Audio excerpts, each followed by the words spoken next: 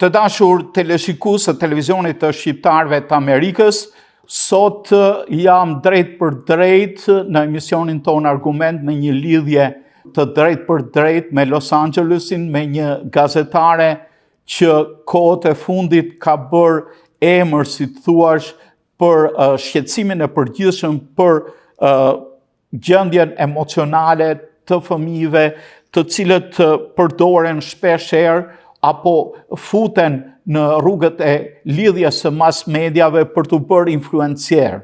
Madje libri i saj i fundit që po pritet të dalë në muajin prill është vlerësuar edhe nga Washington Post. Kam zonjën apo zonjushën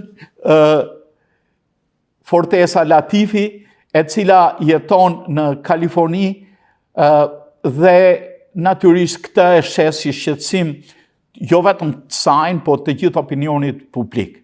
Fortesa, mirë se erdhët. Faleminderit shumë. Si titullohet libri juaj? Yeah. Well, I'm really excited for you all to read it. I know that you saw that the Washington Post just named it one of the most anticipated books of 2026. So I'm so excited, and it comes out in April. Okay. Diçka mjaft pozitive dhe të përfundosh në listën si Washington Posti apo New York Timesit është vlerësim. E në këtë kohë, çfarë vlerësohet nga pikpamja juaj, nga personat të cilët ju kanë kontaktuar, nga personat me cilët ke bashkëpunuar për librin? Çfarë vlerësohet në shqetësimin tënd? Se në fakt ky është një libër i ngritjes së një shqetësimi që na takon të gjithëve për të mbrojtur brezin e ri nga një fenomen që është bërë fenomen tashmë masiv. Yeah, I think that this is a huge conversation that people are having. You know, influencers are big. I know they're really big in America. I know we have them in Kosovo and in Shqipni too. And people are just so fascinated because at least with, you know, child actors, we have these protections, we have these laws that protect them, but we don't have that with influencer kids. And I really think this is the next big issue that's going to come up. Yeah, I saw some states, even yesterday in Great Britain, they blocked X because some issues on that. So talking about kids, influencers, so how we have to educate them. That's the main problem, to educate them and their parents. Do you think so? Yeah, I think, well, I don't know. It's hard to say because sometimes I think they know what the risks are, but the money is just so good that it's worth taking the risks. Do you know what I mean? Yeah, money is money. Money is, you know. Even the kids do not think too much about the money. They think to be present in the social media, but and popular, and yeah. And according to your studies, you are a journalist, so you describe, because I have not read the book, is not yet out. Do you describe situation or cases of different children who have gone through this new way of social thinking, I suppose, to be an influencer? Yeah, I think it's a lot of pressure on these kids. So one young woman that I talked to told me that she feels a lot of pressure that her family's entire income is based off of her. So her dad told her, you know, we're doing this. This is our family business. And she said, you know, Dad, I don't want to do YouTube anymore because that's where they make most of their money. And he said, okay, that's fine, but we're going to have to sell our house. We're going to have to sell our car. Mom and I are going to have to go back to work. So it's really a lot of pressure on these kids because you think in regular families, like, I never felt any pressure to pay the bills for my parents, you know, but these kids do, they feel that pressure. So it's a family way of thinking. You see, in this case, it's a family that's pushing the child, I will say, rotating the child in a certain mode, not thinking about the harm that they do to the child. Even the child thinks, oh, it is interesting. Yeah, you mentioned this case.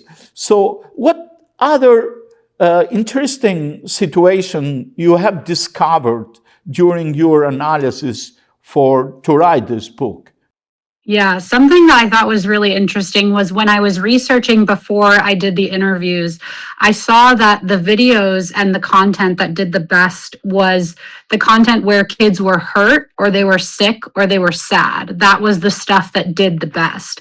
And I at least thought, okay, well, maybe the parents don't realize this. Maybe they're just trying to spread awareness or whatever. And then I asked the parents what stuff does the best, and they said, the stuff where the kids are hurt or sick, and they know that this does well, and they're recording it for that reason. So the stuff about the kids that are sick or that are feeling. So, what do you think the other kids that are watching these kids, that are influenced by these kids, they find the same situation, want to find the same similarity in the life of other kids? Yeah. Is that I think who attracts? Yeah. It's interesting because I do wonder, what is it that draws us to this content? Like, they wouldn't be making it if people weren't consuming it and watching it, right? But I think it's kind of the way that people, in America, we say you stop and you stare at a car crash. Like, you can't help it. If something bad is happening, you want to look. And I think that's the same way that people are on the internet. So that's an attitude that comes from inside, from the instincts of social instincts of individuals, because they are younger kids. So in your research, have you found which is the youngest kid who is doing this kind of influencing? Yeah, that's what's so interesting, is that some of these kids are influencers before they're even born. So the parents will make accounts for them while they're still in utero, and they'll put ultrasound photos. Oh my God. Yeah. And they'll get hundreds of thousands of followers, and it's pictures of them. They haven't even been born yet. And so you ask, how young are they? It's before they're even born. That's a mania. I know. Why don't you not? It makes me feel sad. Fortesa, so by analyzing, by researching, by viewing the situation of different kids, what is your conclusion? How this situation can be improved? Is there a way, or it is not? What society has to be done? What educators needs to do? Yeah, I think it's difficult because this has already been happening for 20 years, right? At least in America, people have been making money off of kids being on social media for 20 years. So we have kids who have already grown up who, if there are laws now, it won't affect them. Like, it's already done. And so I don't want to say like the cat is out of the bag, as we say, but it does kind of feel like it's really late now to be doing something. But I think the best thing that we can do is try to educate parents on privacy and online footprint and what it means to have that privacy and make those decisions for yourself. Because I think about, I'm 32, and when I started getting on the internet, I was like 16, and I was making those choices myself. My parents weren't making them for me. And so it's a very different conversation when your parents are making that choice for you. And I think we see that now, that a lot of parents are making the opposite choice also. So like, I have a daughter, she's a year and a half old, and I don't show her online at all, just because I want her to be able to make that choice when she's old enough. Yeah. You remember me something in Albania. It happened, I heard in the news. There was a grandma was putting her grandson to curse on internet, to say dirty words in internet. That has been discovered and so on. So the extreme of these cases, they can go anywhere. In this moment, during your research, have you talked to psychologists or educators? What is their opinion? Because it's something happening for a long time, but it's a new thing from the point of view. Yeah, relatively new, yeah. Yeah, I think they have a lot of concerns about what this will do to the relationship between the parent and the child, because if a child feels like they can't go to their parents and tell them something, because then the parent might put it on the internet. What does that do to the bond and the trust between the parent and the child? And then also, you see, I've talked to influencer kids who they grow up and they go to high school or whatever, and people are looking up videos of them when they were a kid in a diaper on the internet. You know what I mean? So like, that's just like, you can never really grow up past what you were on the internet, which I think is really difficult. Yeah, you remember me something in my family, but I'm not mentioning here. So my brother has a young son, my nephew. He was very, very good in math from the first grade. So somebody, a psychologist, talked to him. Oh, let me take care of your child. He's a genius. No. He said, no, he has to have his childhood. Yes. That should be the attitude. That should be the attitude. Yes. Yeah, that should be the attitude. But, when there's so much money involved, sometimes it feels like there are more important things. Incentive in the wrong direction. So, from what you investigated and researched, how much does one of these well-known influencers get? There's a big range, so it depends. But I mean, the top people are making millions of dollars a year. Oh. Yeah. And to be 12-year-old and to have millions. Yeah, I mean, what are you going to do? Like, of course you want to do it. Okay. So have you seen cases like the child now that is a teen, want not to continue? What is the range of the ages that you have seen kids doing this kind of profession? Yeah. I mean, some of the youngest kids that I talk to for my book, they're like 8 or 9. They're really young. And on the older side is people who have gone through this when they were younger and now they're in their 20s. And they're kind of deciding, I don't want to do this anymore. But I think the difficulty is like, you can't really make that decision when you're an influencer kid because your family's whole economic outlook depends on you. So what are you going to do? You're going to say, I'm not going to do this anymore, and then we're going to have to move out of our house. Like, that's a lot of responsibility for a kid, and it's difficult to be able to make that decision. Yeah, I understand. And putting all this on the shoulders of the kid, but they don't have privacy. All their privacy is public. And when somebody goes through it is a teenager now, they think to have their own privacy, they cannot get it.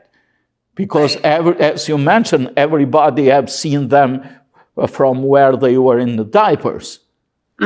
Now, who watches a child influencer? Other children? Yeah, a lot of times it is other children. Other children are really interested in this kind of content. It's also sometimes other parents. So the parent influencers will make content about like, oh, this is how I get my daughter to sleep at night, or this is what I do all day with my toddler. And so then other moms or dads will watch that to kind of like get ideas. But it is concerning. Like, you do wonder who is watching this all the time. Do you think might be, God forbid, pedophiles watching those? Sometimes, yeah, I do. Because the New York Times did this incredibly harrowing piece where they found out they infiltrated this pedophile network, and they were all talking about how they didn't really have to go look for stuff because the influencer parents were just posting it all the time.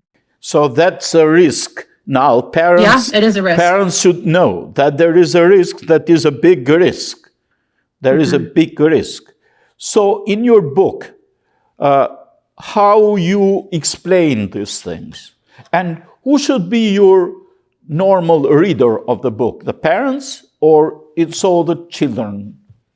I think anyone who's interested in what it's really like to be a child influencer, and anyone who's just been watching this happen on the internet and thinking, what is going on and how are we going to change this, I think should be my reader.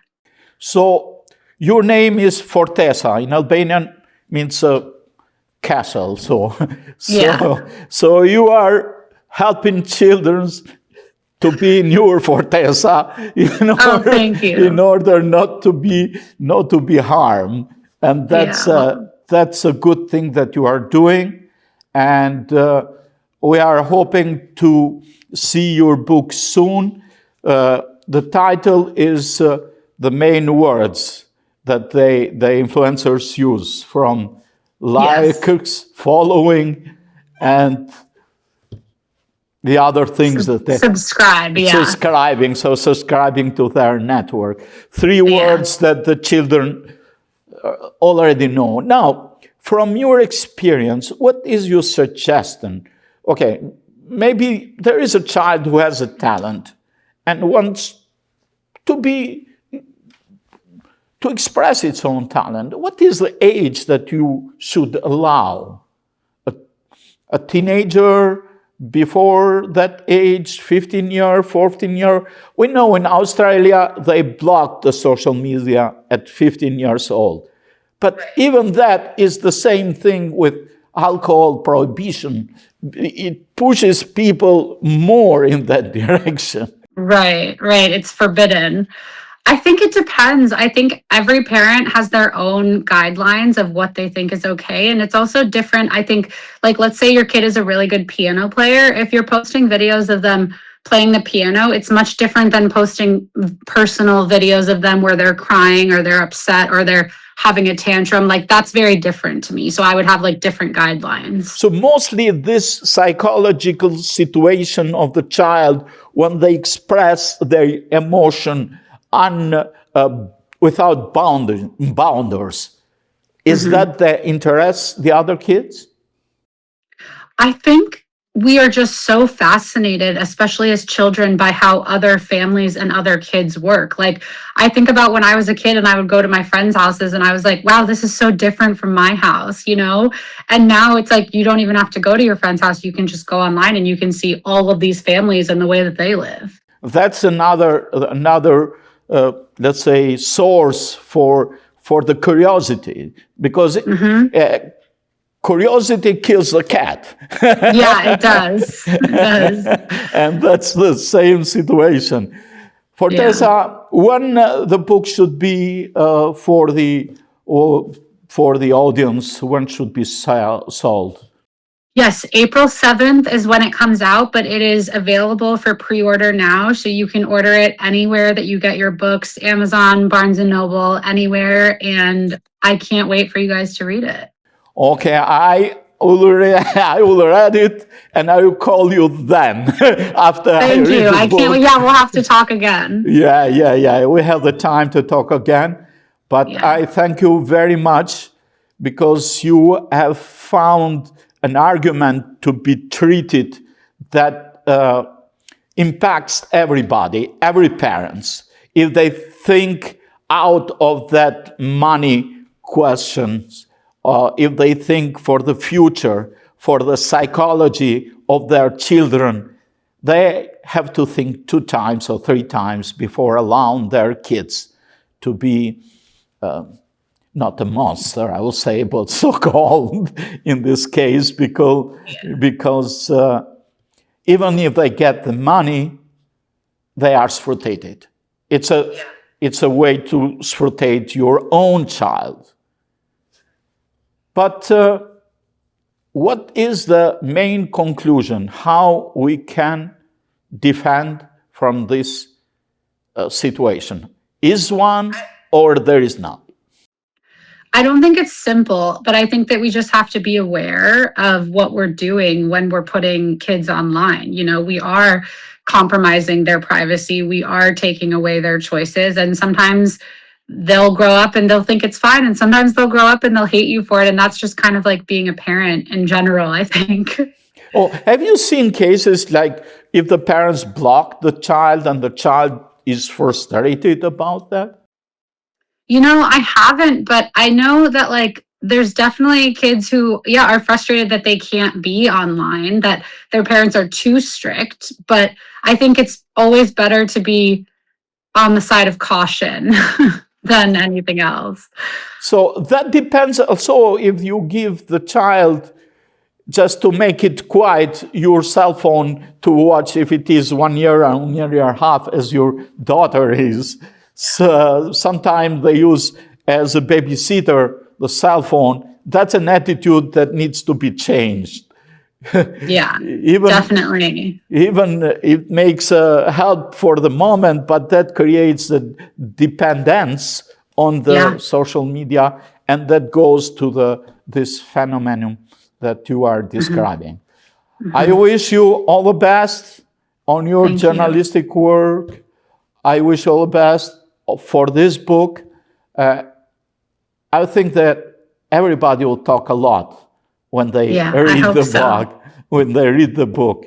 And edhe një herë Fortesa, faleminderit.